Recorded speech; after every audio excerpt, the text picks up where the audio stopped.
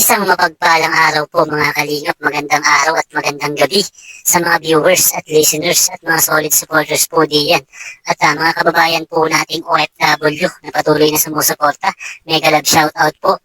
At kung bago ka pa lang po sa atin pong munting YouTube channel, pa-like and share and subscribe na po. At pindutin ang notification bell para update po tayo sa atin pong ilalabas na video. So yun mga kalingap, may panibago na naman po tayong pag-uusapan. Kalingap Edo po natin, nagbigay ng salubin at paayos ang ikris. Ano po kaya ito? At yan nga po ang sabay-sabay po nating aalamin. At bibigyang linaw, pero bago nga po tayo dumako sa ating pong pag-uusapan mga kalingap, huwag po natin kalimutang sumuporta sa mga pangunahing kalingap na si Kuya Bal at Kalingap Rob na patuloy sa pagtulong at walang sawang pagsuporta at pagbibigay ng saya sa araw-araw po nilang vlog mga kalingap. At patuloy nga po natin silang suportahan sa kanilang pag-charity vlogs at paggawa ng beneficiary nang sa ganun mga kalingap marami pang tao ang matulungan, lalong-lalo na nga po sa mga taong nangangailangan mga kalingap. At paalala mga kalingap, tapusin muna natin ang kabuuan ng video bago tayo magbigay ng opinion at komento. So yun mga kalingap, muli po tayong dumako sa atin pong pinag-uusapan at i-marathon po natin at ano po kaya itong mga naging salubin at payo ni Kalingap Edo para sa Mikris po natin. Pero bago po yan, panoorin po muna natin itong video. Yes. Ano masabi mo sa kanya kasi grabe yung hirap niya ngayon kay Nanay Josie? Sobrang hirap. May ganun talaga ang buhay. Kaya Kunin mo din ako. magpakatatag. Minsan At nararanasan yung mga charity vlogger lang. Yes. Minsan parang tayo pa nasisisi. Ano? Naranasan mo na ba yun minsan? Kalingap Edo. Yung parang ginawa mo na ang lahat pero ikaw pa rin yung masama. Pero hindi ko na pag natulong ko, hindi ko na Hindi mo na i-expect na ako para diyan na lang ako madisapon. Yes, tama. Ano na lang, kung ano matutulong ko, yun lang. Yeah. Para pag-solid, kung sakali mo hindi nila magtulong ko, Oo. okay lang. Pero hindi ka pa rin titigil. Oo.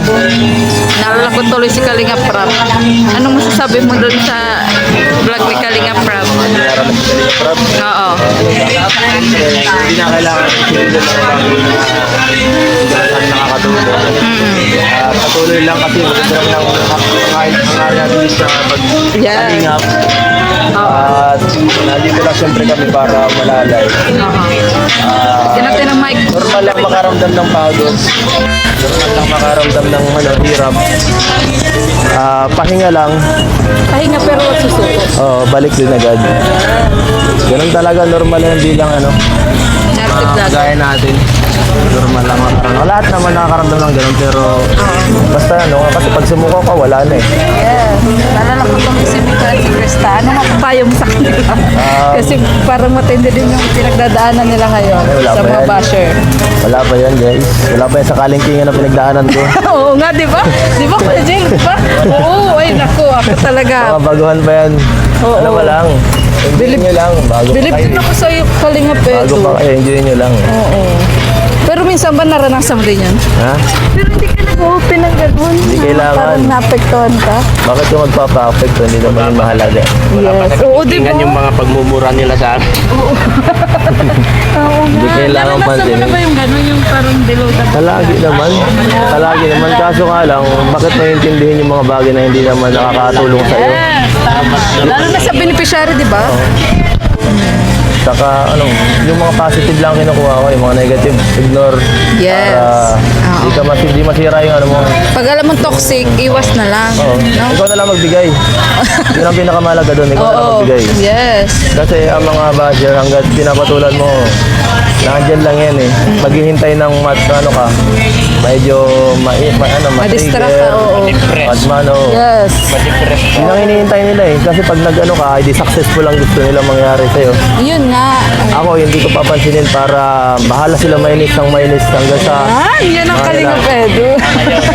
At so ayun na nga po mga kalingap, mapapansin po natin na napakaganda ng mga sinabi ni Kalingap Edo dito patungkol po sa mga nangyayari at sa mga naging payo po niya patungkol sa Mikris. At makikita naman po natin halos umpisa pa lang ang Mikris, kumbaga bago pa lang ito at wala pa po talaga kumpara sa mga pinagdaanan ni Papa Ice po natin.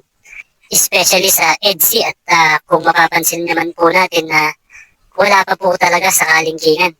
talagang napakalayo na po talaga mga pinagdaanan ng EDSI at hanggang ngayon patuloy pa rin po sila at yun nga mga Kalingap at tinutukoy nga dito ni Kalingap Edo enjoy lang at pahinga lang kung napapagod po at mag-focus sa kung ano mang hangarin at sa part na yun nga mga Kalingap masasabi po natin na napakaganda po ng mindset ni Papa Eds po natin, especially pagdating sa nang babash at mga naninira, kumbaga ginagawa po niya binabaliwala na lang po niya ang mga nang babash at nagpapatuloy na lang po ito at hindi naman na ito binibigyan pansin ni Papa Eds kung hindi naman po talaga nakakatulong para po sa kanya mga Kalingap. At so yun mga Kalingap, hanggang dito na lang po muna ang ating pong video. Muli po, paalala, huwag po natin kalimutang i-like, share, and subscribe